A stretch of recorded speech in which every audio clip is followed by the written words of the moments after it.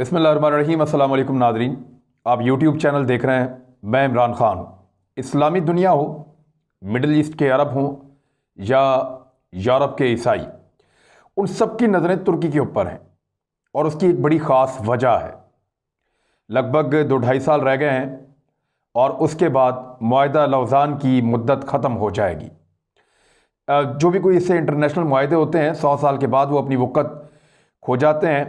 मुआहदा लौज़ान जो है वो ख़त्म हो जाएगा 2023 में और फिर एक नया तुर्की होगा।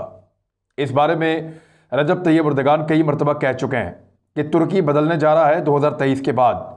तुर्की वो नहीं रहेगा जो 2023 से पहले तुर्की हुआ करता था या खिलाफत उस्मानिया के ख़ात्मे के बाद गुज़िश्ता 100 सालों में जो कुछ तुर्की के साथ हुआ है, तुर्की के साथ आइंदा नहीं हो पाएगा।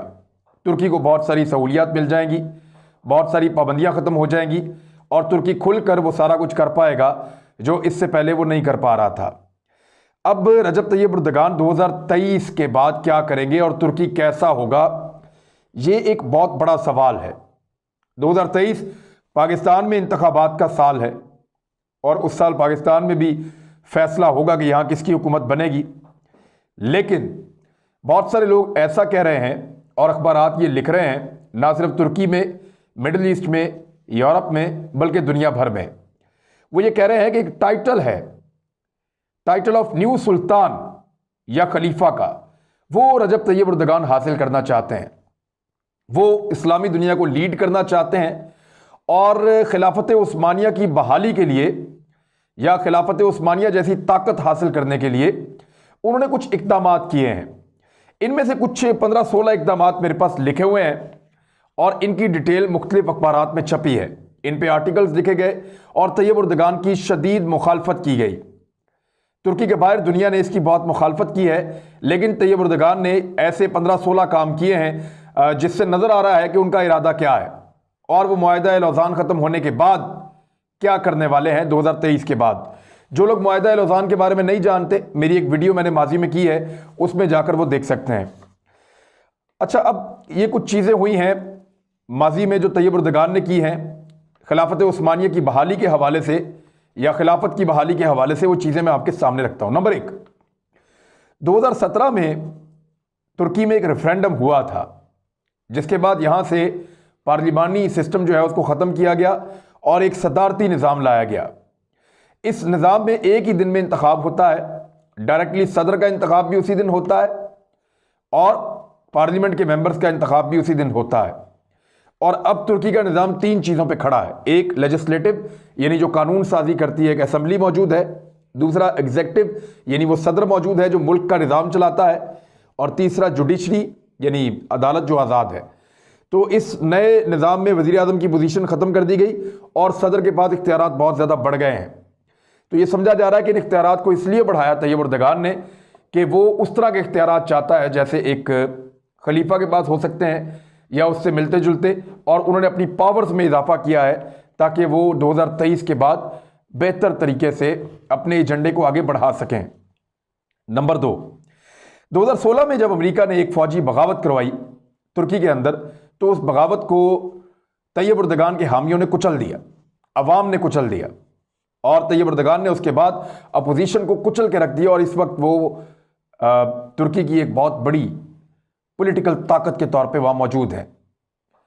जो उनकी पार्टी है, वो पार्टी इस वक्त तुर्की की एक मजबूत तरीन और बड़ी पॉलिटिकल पार्टी है।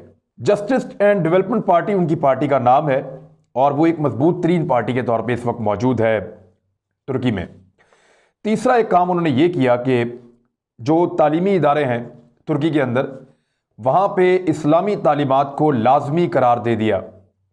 इससे पहले तुर्की एक सेकुलर मुल्क था, वहाँ मज़हब की गुंजाइश मौजूद नहीं थी, लेकिन इस्लामी दीन की जो तालीमात हैं उनको लाजमी करार दिया गया और एक ऐसा माहौल बनाया गया हुकूमती सतह पे कि इस्लाम, नमाज, कुरान पाक की तालीमात, अहदीस की तालीमात जो है उनको अप्रिशिएट किया गया।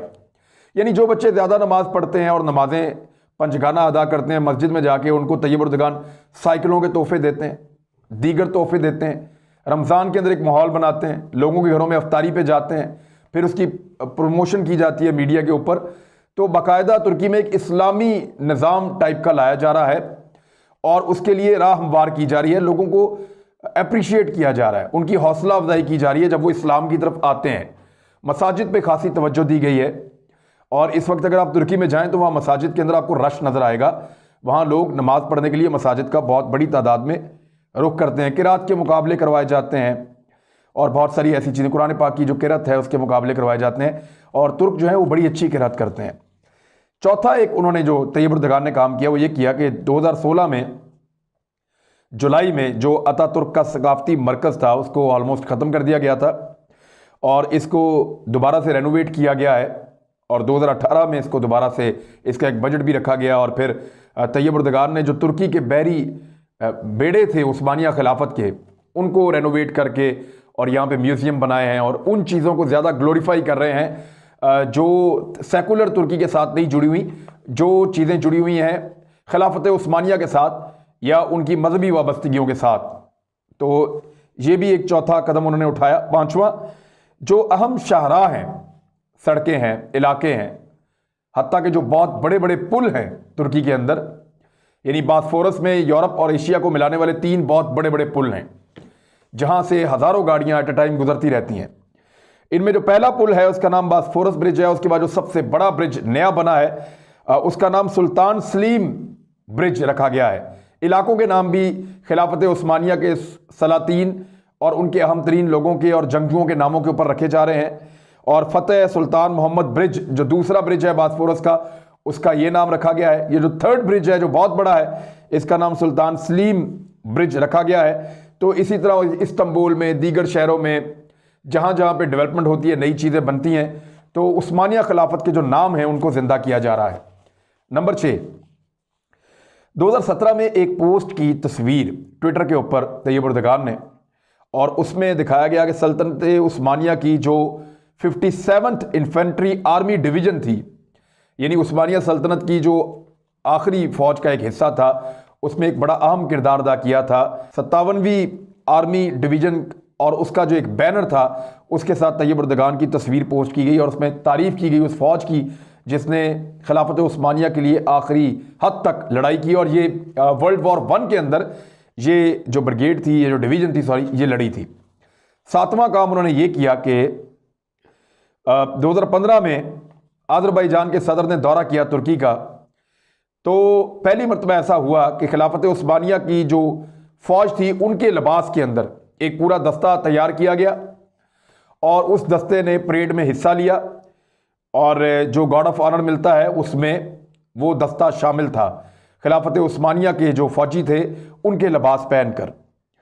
और ये बहुत लंबे अरसे बाद हुआ था। उसके बाद ये मामूल बन गया कि इसी दस्ते को शामिल किया गया। मुसलमान सरबराह मुमलिकत जब आते थे तो फ़लस्तीनी सदर जब आए महमूद अब्बास, तो उनकी